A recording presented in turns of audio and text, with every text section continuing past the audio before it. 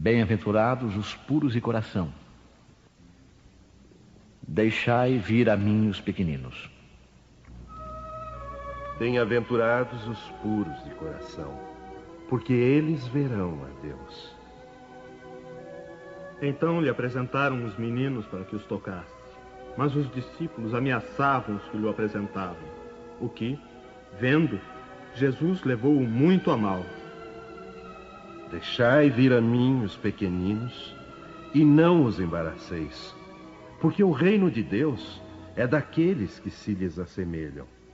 Em verdade vos digo que todo aquele que não receber o reino de Deus como uma criança, não entrará nele. E abraçando-os e pondo as mãos sobre eles, os abençoava. A pureza de coração é inseparável da simplicidade e da humildade. Exclui todo o pensamento de egoísmo e de orgulho. Eis porque Jesus toma a infância como símbolo dessa pureza, como já a tomara por símbolo de humildade. Esta comparação poderia não parecer justa se considerarmos que o espírito da criança pode ser muito antigo e que ele traz, ao renascer na vida corpórea, as imperfeições de que não se livrou nas existências precedentes. Somente um espírito que chegou à perfeição poderia dar-nos o modelo da verdadeira pureza. Não obstante, ela é exata do ponto de vista da vida presente. Porque a criança, não tendo ainda podido manifestar nenhuma tendência perversa, oferece-nos a imagem da inocência e da candura. Aliás, Jesus não diz de maneira absoluta que o reino de Deus é para elas, mas para aqueles que se lhes assemelham. Mas se o espírito da criança já viveu, por que não se apresenta ao nascer como ele é? Tudo é sábio nas obras de Deus. A criança necessita de cuidados delicados que só a ternura materna lhe pode dispensar. E essa ternura aumenta diante da fragilidade e da ingenuidade da criança. Para a mãe, seu filho é sempre um anjo, e é necessário que assim seja para lhe cativar a solicitude. Ela não poderia tratá-lo com a mesma abnegação se, em vez da graça ingênua, nele encontrasse, sob os traços infantis, um caráter viril e as ideias de um adulto, e menos ainda se conhecesse o seu passado. É necessário, aliás, que a atividade do princípio inteligente seja proporcional à debilidade do corpo, que não poderia resistir a uma atividade excessiva do espírito, como verificamos nas crianças precoces. É por isso que, aproximando-se a encarnação, o espírito começa a perturbar-se e perde pouco a pouco a consciência de si mesmo. Durante certo período, ele permanece numa espécie de sono, em que todas as suas faculdades se conservam em estado latente. Esse estado transitório é necessário para que o espírito tenha um novo ponto de partida, e por isso o faz esquecer, na sua nova existência terrena, tudo o que lhe pudesse servir de estorvo. Seu passado, entretanto, reage sobre ele, que renasce para uma vida maior, moral e intelectualmente mais forte, sustentado e secundado pela intuição que conserva da experiência adquirida. A partir do nascimento, suas ideias retomam gradualmente o seu desenvolvimento, acompanhando o crescimento do corpo. Pode-se assim dizer que, nos primeiros anos, o espírito é realmente criança, pois as ideias que formam o fundo do seu caráter estão ainda adormecidas. Durante o tempo em que os seus instintos permanecem latentes, ela é mais dócil e, por isso mesmo, mais acessível às impressões que podem modificar a sua natureza e fazê-la progredir, o que facilita a tarefa dos pais. O espírito reveste, pois, por algum tempo, a roupagem da inocência. E Jesus está com a verdade, quando, apesar da anterioridade da alma, toma a criança como símbolo da pureza e da simplicidade. Pecado por pensamentos e adultério. Ouvistes o que foi dito aos antigos: não adulterarás. Eu, porém, vos digo que todo o que olhar para uma mulher, cobiçando-a, já no seu coração adulterou com ela. A palavra adultério não deve ser aqui entendida no sentido exclusivo de sua acepção própria, mas com sentido mais amplo, para designar o mal, o pecado e todos os maus pensamentos, como, por exemplo, nesta passagem. Porque, se nesta geração adúltera e pecadora, alguém se envergonhar de mim e de minhas palavras, também o Filho do Homem se envergonhará dele quando vier na glória de seu Pai, acompanhado dos santos anjos. A verdadeira pureza não está apenas nos atos, mas também no pensamento. Pois aquele que tem o coração puro nem sequer pensa no mal. Foi isso que Jesus quis dizer, condenando o pecado mesmo em pensamento, porque ele é um sinal de impureza. Este princípio leva-nos naturalmente a esta questão. Sofrem-se as consequências de um mau pensamento que não se efetivou? Temos de fazer aqui uma importante distinção. À medida que a alma, comprometida no mau caminho, avança na vida espiritual, vai se esclarecendo e pouco a pouco se liberta de suas imperfeições, segundo a maior ou menor boa vontade que emprega, em virtude do seu livre-arbítrio. Todo mau pensamento é, portanto, o resultado da imperfeição da alma. Mas, de acordo com o desejo que tiver de se purificar, até mesmo esse mau pensamento se torna para ela um motivo de progresso, porque o repele com energia. É o sinal de uma mancha que ela se esforça por apagar. Assim, não cederá à tentação de satisfazer um mau desejo, e após haver resistido, sentir-se-á mais forte e contente com a sua vitória. Aquela que, pelo contrário, não tomou boas resoluções, ainda busca a ocasião de praticar o mau ato. E, se não o fizer, não será por não querer, mas apenas por falta de circunstâncias favoráveis. Ela é, portanto, tão culpada como se o houvesse praticado. Em resumo, a pessoa que nem sequer concebe o mau pensamento já realizou o progresso. Aquela que ainda tem esse pensamento, mas o repele, está em vias de realizá-lo. E, por fim, aquela que tem esse pensamento e nele se compraz, ainda está sob toda a força do mal. Numa, o trabalho está feito. Nas outras, está por fazer. Deus, que é justo, leva em conta todas essas diferenças na responsabilidade dos atos e dos pensamentos do homem.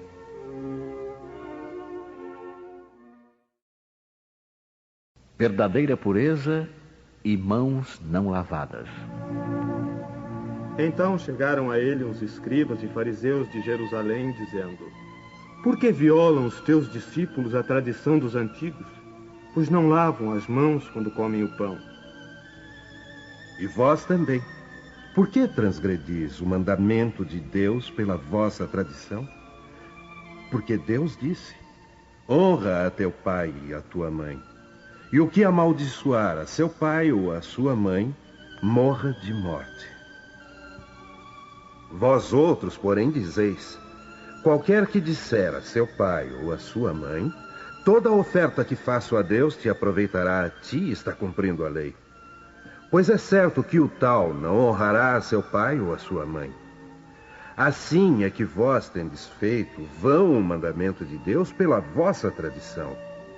Hipócritas, bem profetizou de vós outros Isaías quando diz: este povo honra-me com os lábios, mas o seu coração está longe de mim.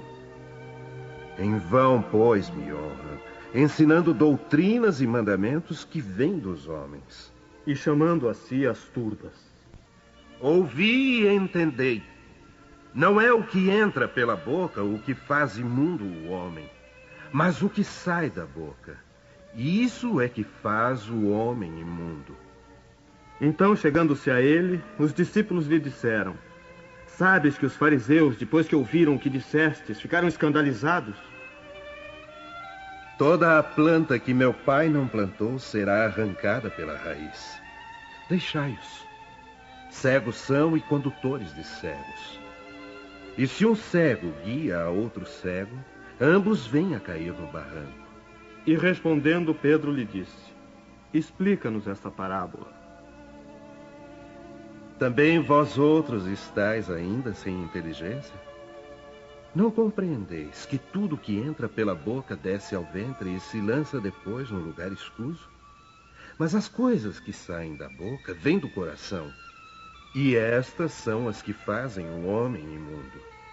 Porque do coração é que saem os maus pensamentos, os homicídios, os adultérios, as fornicações, os furtos, os falsos testemunhos, as blasfêmias. Estas coisas são as que fazem imundo o homem. O comer, porém, com as mãos por lavar, isso não faz imundo o homem. E quando Jesus estava falando, pediu-lhe um fariseu que fosse jantar com ele. E, havendo entrado, sentou-se à mesa. E o fariseu começou a discorrer lá consigo mesmo sobre o motivo por que não se tinha lavado antes de comer. Agora, vós outros, os fariseus, limpais o que está por fora do copo e do prato, mas o vosso interior está cheio de rapina e de maldade. Nécios! Quem fez tudo o que está de fora não fez também o que está de dentro? Os judeus haviam negligenciado os verdadeiros mandamentos de Deus, apegando-se à prática de regras estabelecidas pelos homens, dos quais os rígidos observadores faziam casos de consciência. O fundo muito simples acabara por desaparecer sob a complicação da forma. Como era mais fácil observar a prática dos atos exteriores do que reformar-se moralmente, de lavar as mãos do que limpar o coração, os homens se iludiam a si mesmos, acreditando-se quites com a justiça de Deus, porque se habituavam a essas práticas e continuavam como eram, sem se modificarem, pois lhes ensinavam que Deus não exigia nada mais. Eis porque o profeta dizia: é em vão que esse povo me honra com os lábios, ensinando máximas e mandamentos dos homens. Assim também aconteceu com a doutrina moral do Cristo, que acabou ficando em segundo plano, o que faz muitos cristãos, à semelhança dos antigos judeus, acreditarem que a sua salvação está mais assegurada pelas práticas exteriores do que pelas da moral. É a esses acréscimos que os homens fizeram à lei de Deus que Jesus se refere quando diz: toda a planta que meu pai não plantou será arrancada pela raiz. A finalidade da religião é conduzir o homem a Deus. Mas o homem não chega a Deus enquanto não se fizer perfeito. Toda religião, portanto, que não melhorar o homem, não atinge a sua finalidade. Aquela em que ele pensa poder apoiar-se para fazer o mal é falsa ou foi falseada no seu início. Esse é o resultado a que chegam todas aquelas em que a forma supera o fundo.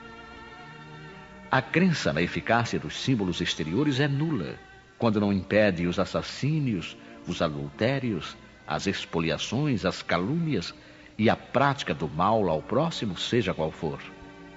Ela faz supersticiosos, hipócritas e fanáticos, mas não faz homens de bem.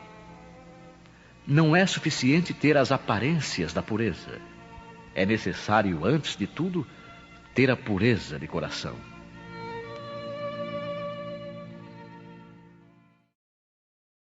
Escândalos. Cortar a mão.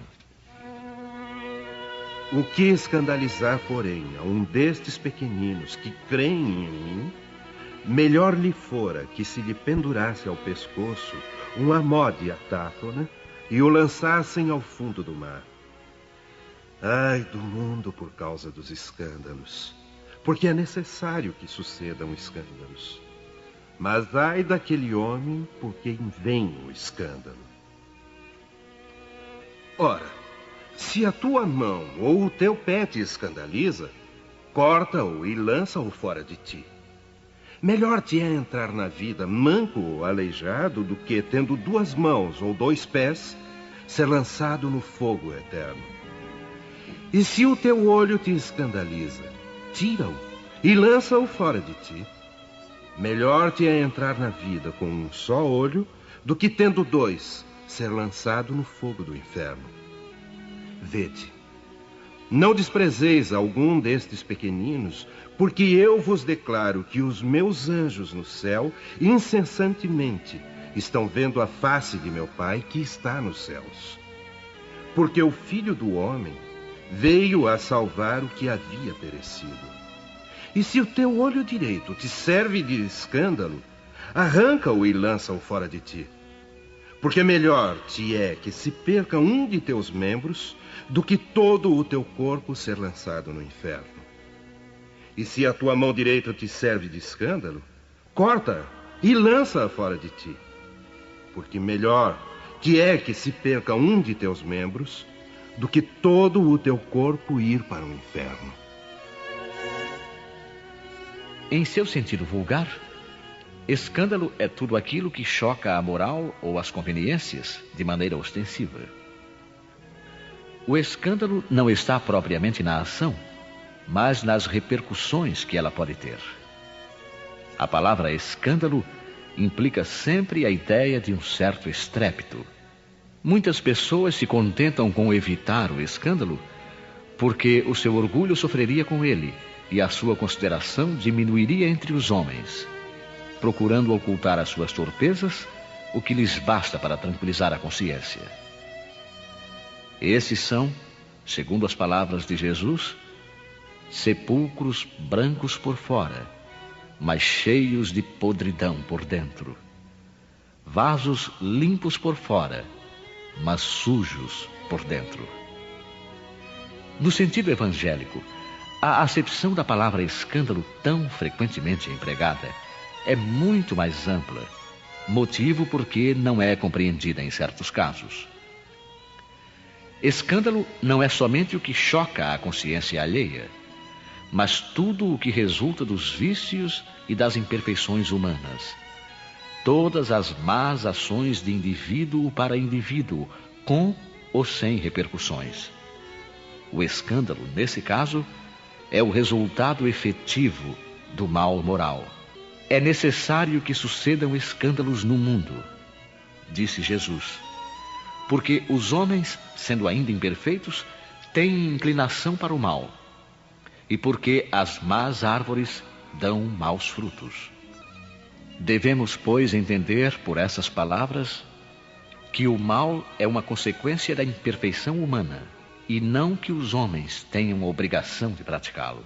É necessário que venha o escândalo, para que os homens, em expiação na terra, se punam a si mesmos pelo contato de seus próprios vícios, dos quais são as primeiras vítimas e cujos inconvenientes acabam por compreender.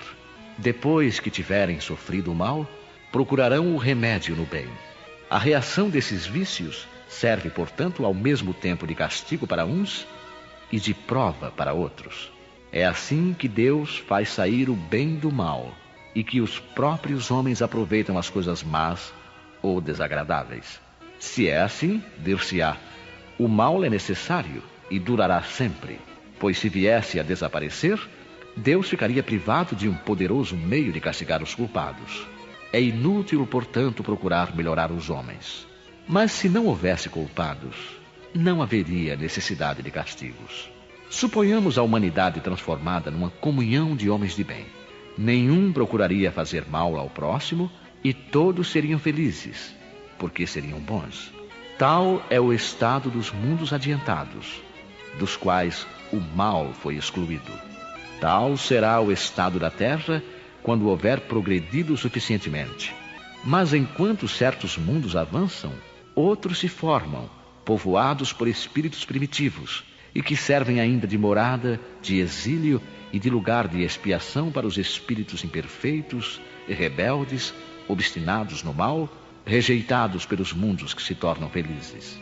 Mas ai daquele por quem vem o escândalo. Quer dizer que o mal, sendo sempre o mal, aquele que serviu, sem o saber, de instrumento para a justiça divina, sendo utilizados os seus maus instintos, nem por isso deixou de fazer o mal, e deve ser punido. É assim, por exemplo, que um filho ingrato é uma punição ou uma prova para o pai que o suporta, porque esse pai talvez tenha sido um mau filho, que fez sofrer o seu pai e agora sofre a pena de talião. Mas o filho não terá desculpas por isso, e deverá ser castigado, por sua vez, através dos seus próprios filhos, ou de outra maneira. Se tua mão te serve de causa de escândalo, corta. Figura enérgica, que seria absurdo tomar-se ao pé da letra, e que significa simplesmente a necessidade de destruirmos em nós todas as causas de escândalo, ou seja, do mal. É necessário arrancar do coração todo sentimento impuro e toda tendência viciosa. Quer dizer ainda que mais vale para o homem ter a mão cortada do que esta ser para ele um instrumento de uma ação má. Ser privado da vista do que os seus olhos lhe servirem para maus pensamentos. Jesus nada disse de absurdo para quem soube compreender o sentido alegórico e profundo das suas palavras. Mas muitas coisas não podem ser compreendidas sem a chave oferecida pelo Espiritismo.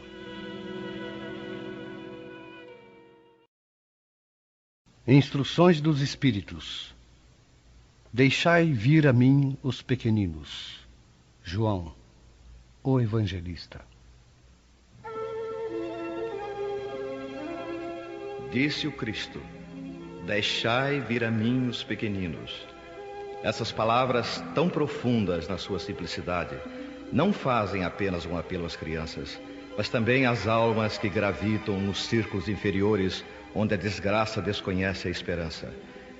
Jesus chamava a si a infância intelectual da criatura formada, os fracos, os escravos, os viciosos. Ele nada podia ensinar à infância física, presa na matéria, sujeita ao jugo dos instintos e ainda não integrada na ordem superior da razão e da vontade que se exerce em torno dela em seu benefício. Jesus queria que os homens se entregassem a ele com a confiança desses pequenos seres de passos vacilantes, cujo apelo lhe conquistaria o coração das mulheres, que são todas mães.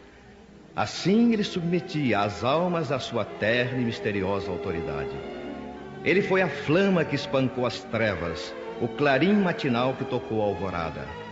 Foi o iniciador do espiritismo que deve, por sua vez, chamar a si, não as crianças, mas os homens de boa vontade. A ação viril está iniciada. Não se trata mais de crer instintivamente e obedecer de maneira mecânica. É necessário que o homem siga a lei inteligente que lhe revela a sua universalidade. Meus bem-amados, eis chegados os tempos em que os erros explicados se transformarão em verdades. Nós vos ensinaremos o verdadeiro sentido das parábolas. Nós vos mostraremos a correlação poderosa que liga o que foi ao que é. Eu vos digo em verdade, a manifestação espírita se eleva no horizonte, e eis aqui o seu enviado que vai resplandecer como o sol sobre o cume dos montes.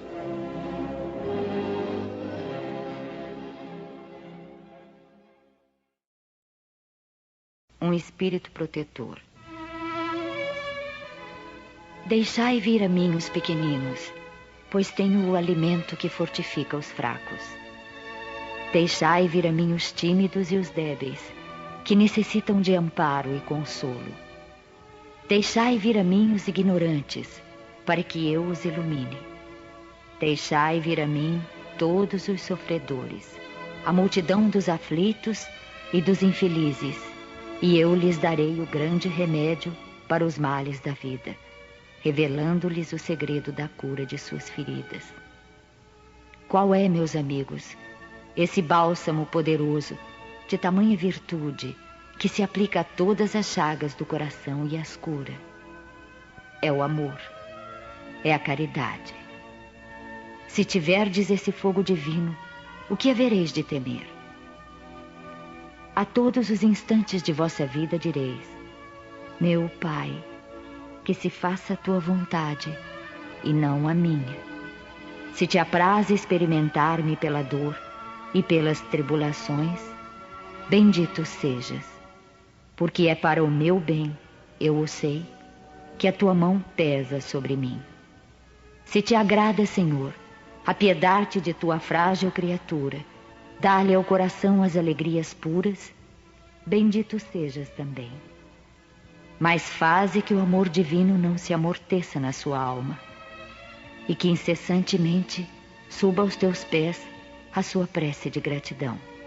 Se tiverdes amor, tendes tudo o que mais se pode desejar na terra, pois tereis a pérola sublime, que nem as mais diversas circunstâncias, nem os malefícios dos que vos odeiam e perseguem, poderão jamais arrebatar.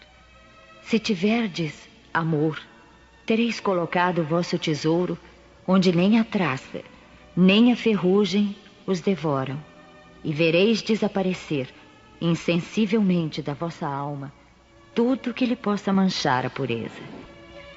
Dia a dia, sentireis que o fardo da matéria se torna mais leve. E como um pássaro que voa nos ares e não se lembra da terra, subireis incessantemente, subireis sempre, até que a vossa alma, inebriada, se impregne da verdadeira vida no seio do Senhor. Bem-aventurados os que têm os olhos fechados. Vianney, Cura de Ars.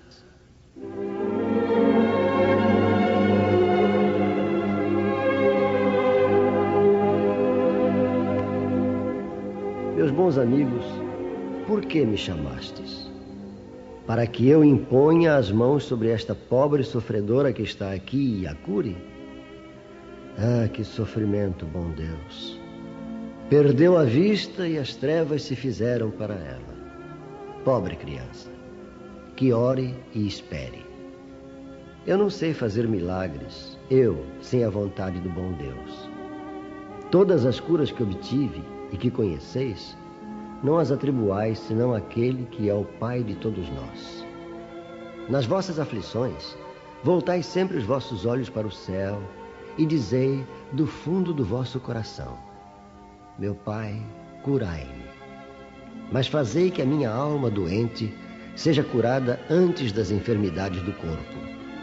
Que minha carne seja castigada, se necessário, para que minha alma se eleve para vós com a brancura que possuía quando a criastes. Após esta prece, meus bons amigos, que o bom Deus sempre ouvirá, a força e a coragem vos serão dadas, e talvez também a cura que temerariamente pedistes, como recompensa da vossa abnegação. Mas desde que aqui me encontro, numa assembleia em que se trata sobretudo de estudar, eu vos direi que os que estão privados da vista deviam considerar-se como os bem-aventurados da expiação. Lembrai-vos de que o Cristo disse que era necessário arrancar o vosso olho se ele fosse mau, e que mais valia atirá-lo ao fogo do que ser a causa da vossa perdição. Ah, quantos existem na terra que um dia maldirão nas trevas por terem visto a luz? Ah, sim, como são felizes os que na expiação foram punidos pelos olhos. Seu olho não será causa de escândalo e de queda, e eles podem viver completamente a vida das almas, podem ver mais do que vós que tendes boa visão. Quando Deus me permite abrir as pálpebras de algum desses pobres sofredores e devolvê-lo à luz, digo a mim mesmo: alma querida, por que não conheces todas as delícias do Espírito que vive de contemplação e de amor? Então não pedirias para ver as imagens menos puras e menos suaves que aquelas que podes entrever na tua cegueira. Ah, sim, bem-aventurado o cego que quer viver com Deus.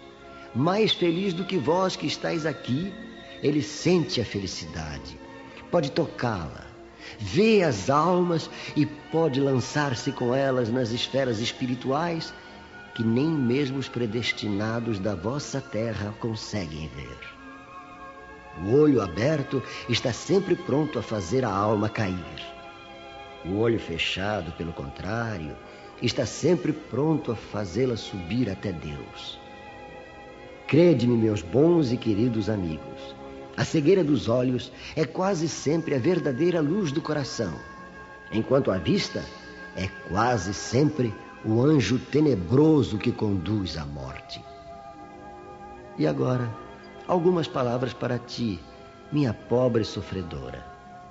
Espera e tem coragem.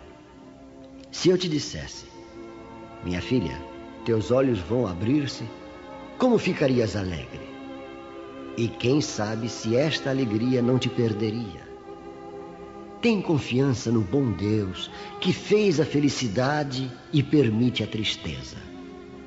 Fazei tudo o que me for permitido em teu favor, mas, por tua vez, ora. E, principalmente, pensa em tudo o que venho de dizer-te. Antes de me afastar, vós todos que estáis aqui, recebei a minha bênção.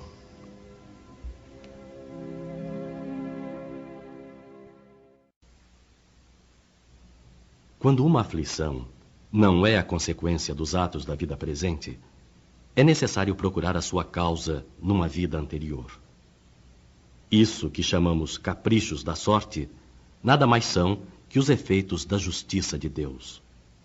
Ele não aplica punições arbitrárias, pois quer sempre que entre a falta e a pena exista correlação. Se na sua bondade lança um véu sobre os nossos atos passados, entretanto, nos aponta o caminho ao dizer: quem matou pela espada perecerá. Palavras que podemos traduzir assim: somos sempre punidos naquilo em que pecamos. Se, pois, alguém é afligido com a perda da visão, é que a vista foi para ele uma causa de queda. Talvez também tenha sido causa da perda da vista para outro. Pode alguém ter ficado cego pelo excesso de trabalho que lhe impôs, ou ainda em consequência de maus tratos, de falta de cuidados, etc.